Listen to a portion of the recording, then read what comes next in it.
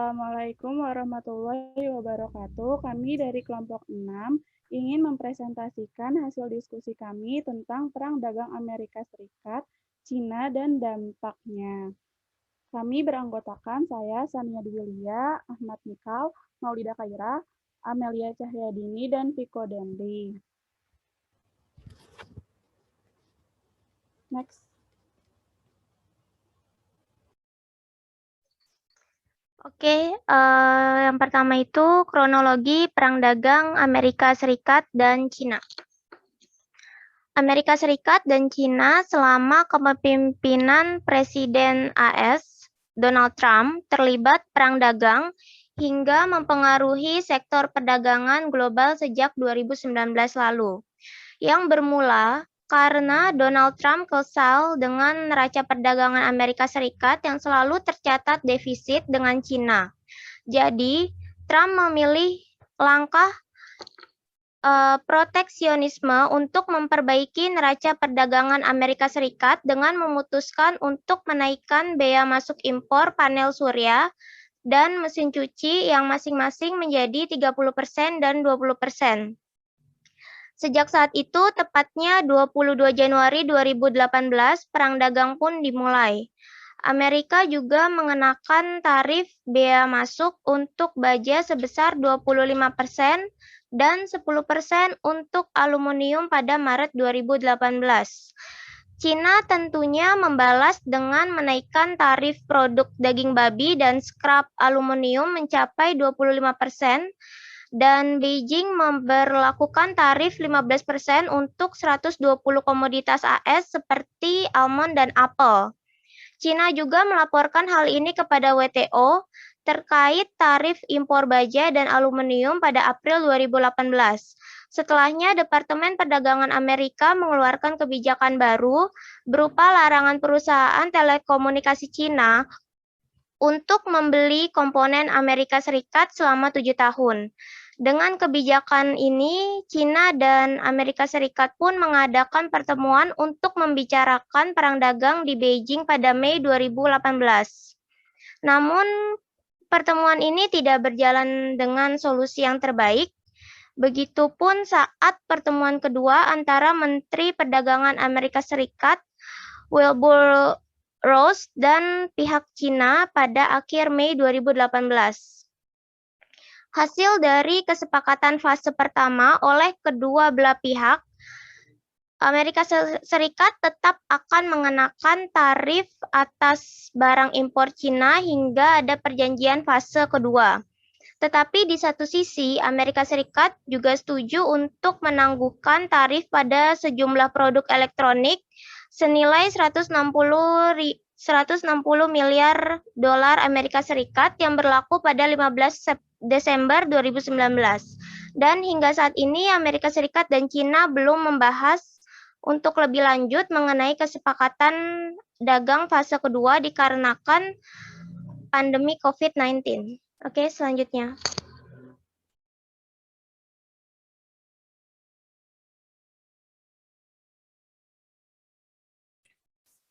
Nah, dari perang dagang tadi antara Amerika dan Cina, masing-masing berdampak pada negaranya.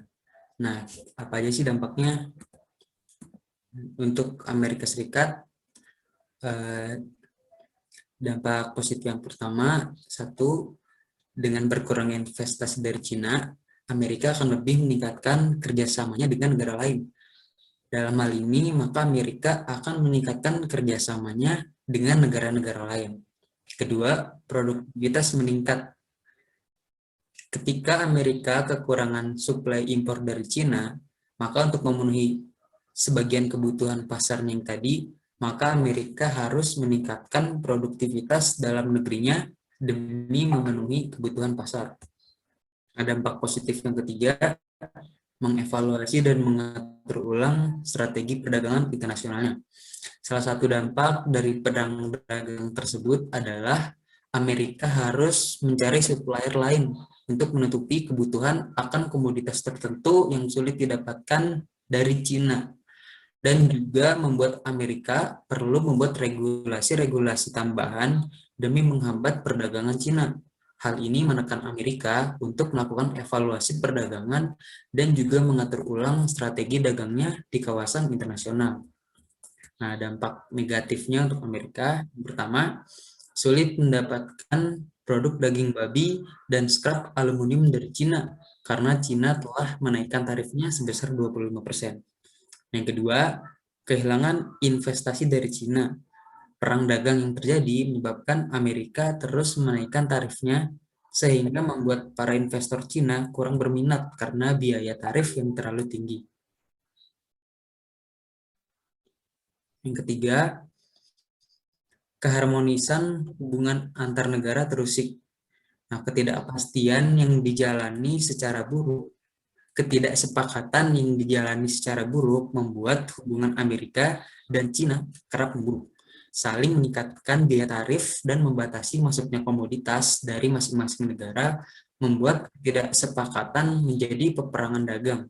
Keharmonisan hubungannya yang buruk membuat Amerika dan Cina semakin tegang dan berstigma buruk tentang masing-masing negara.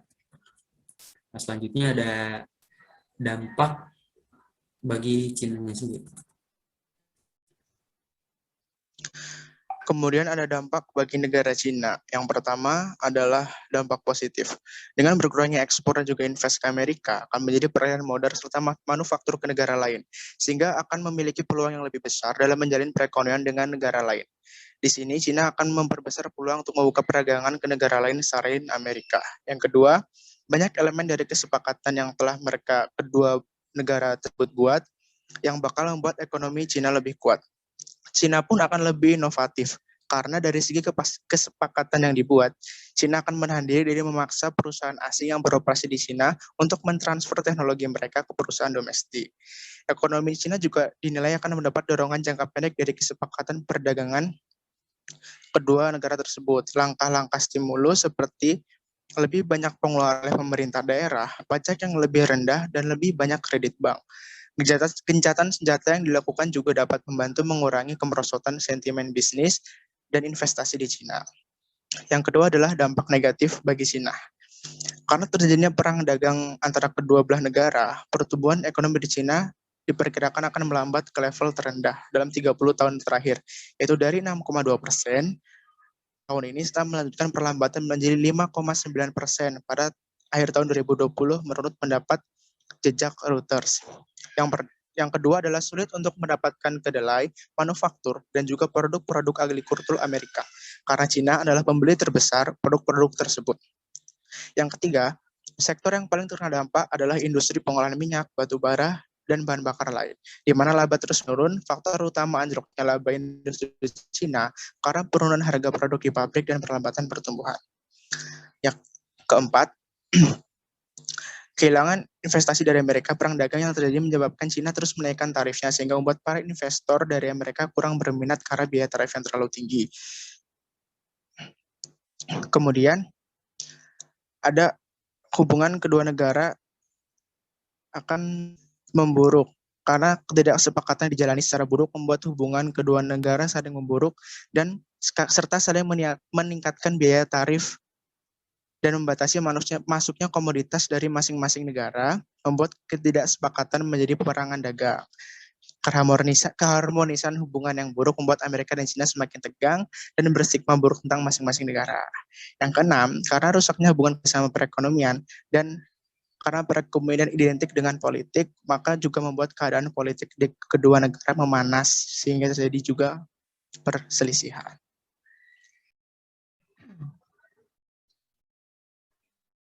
Selanjutnya, saya akan membahas tentang bagaimana dampak perang dagang Amerika Serikat dan Cina terhadap perdagangan dunia.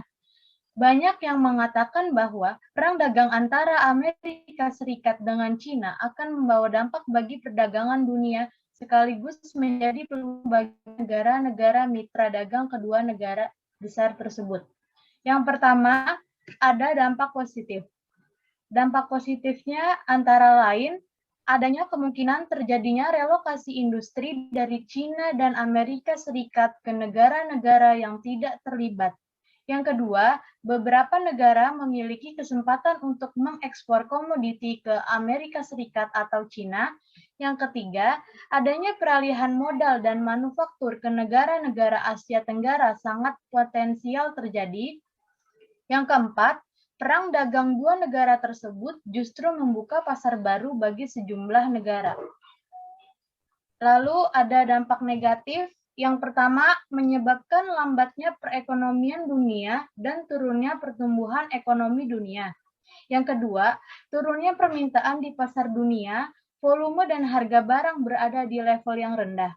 Yang ketiga, terhambatnya ekspor dan peningkatan impor mengakibatkan neraca perdagangan akan terus berpotensi defisit.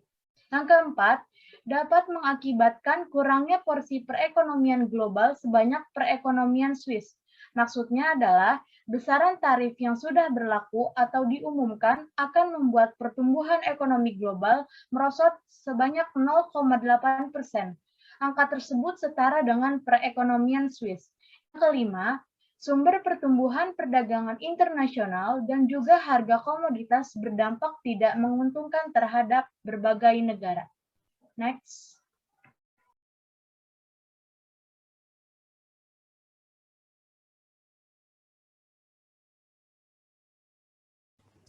Selanjutnya, bagaimana dampak perang dagang Amerika Serikat dan Cina bagi Indonesia? Indonesia sebagai mitra dagang Amerika maupun Cina juga terkena dampak dari perang dagang antara dua negara tersebut. Dampak positif yang pertama yaitu Indonesia mempunyai peluang ekspor. Tarif impor yang dikenakan atas Cina menyebabkan harga komoditas Cina menjadi tidak kompetitif di pasar Amerika Serikat. Hal ini dapat berakibat berkurangnya komoditas yang berasal dari Cina masuk ke Amerika Serikat. Di lain pihak, peristiwa tersebut dapat membuka peluang ekspor Indonesia ke Amerika Serikat untuk menggantikan komoditas impor Amerika Serikat dari Cina. Yang kedua, terjadinya relokasi industri. Amerika Serikat menetapkan bea masuk bagi produk impor dari Cina yang sangat tinggi. Hal ini tentu memberatkan pengusaha di Cina. Para pengusaha pun terpaksa melirik negara lain yang tidak terlibat perang dagang untuk merelokasikan investasi mereka. Indonesia berkesempatan untuk menjadi negara pilihan bagi pengusaha dan merelokasikan investasi mereka. Akan tetapi, untuk memenangkan hati para pengusaha, Indonesia harus bersaing dengan negara lainnya seperti Malaysia, Thailand, Vietnam, dan India. Dampak negatif. Dampak negatif yang pertama ialah menurunnya ekspor Indonesia ke Cina. Posisi Indonesia yang terbawah dalam rantai pasok di industri manufaktur dunia membuat permintaan bahan baku turun saat ada goncangan. Perang dagang memicu penurunan permintaan beberapa komoditas ekspor Indonesia ke Cina seperti kelapa sawit dan batu bara. Sepanjang kuartal 1 2019, BPS mencatat ekspor bahan bakar mineral Indonesia termasuk batu bara mengalami penurunan 9,26%. Yang kedua, dapat mengancam pasar modal. Otoritas Jasa Keuangan atau OJK mengingatkan soal kondisi perekonomian global yang terus dibayangi masalah perang dagang antara Amerika Serikat dan Cina. Hal tersebut bisa berdampak pada pasar modal. Dalam mengantisipasi perang dagang tersebut, Wibowo menekankan Indonesia perlu melakukan pendalaman pasar modal dengan lebih optimal, mulai dari sisi supply, demand, hingga menyempurnakan infrastruktur. Dari sisi supply, ia menerangkan perlu adanya peningkatan instrumen dan basis jumlah RTNN. Sedangkan sisi demand dengan mendorong jumlah investor pasar modal, ada lagi infrastruktur. Pasar modal dengan mengadaptasikan teknologi yang lebih mudah, cepat, dan transparan. Yang ketiga ialah produk Indonesia menjadi kalah saing. Bersih tegang antara Cina dan Amerika Serikat akan membuat kedua negara ini mencari pasar baru untuk mendistribusikan produk yang harusnya diekspor ke Cina atau Amerika Serikat. Cina misalnya, dia mengekspor tekstil ke Amerika Serikat. Tetapi karena ada pengenaan tarif impor yang tinggi ini, Cina tidak akan ekspor ke Amerika Serikat lagi. Mereka butuh pasar baru, Indonesia bisa jadi salah satu pasar baru sasarannya. Hal ini bisa membuat produk tekstil Indonesia menjadi kalah saing. Next. Sekian dari kelompok kami. Kurang lebihnya mohon maaf. Wassalamualaikum warahmatullahi wabarakatuh.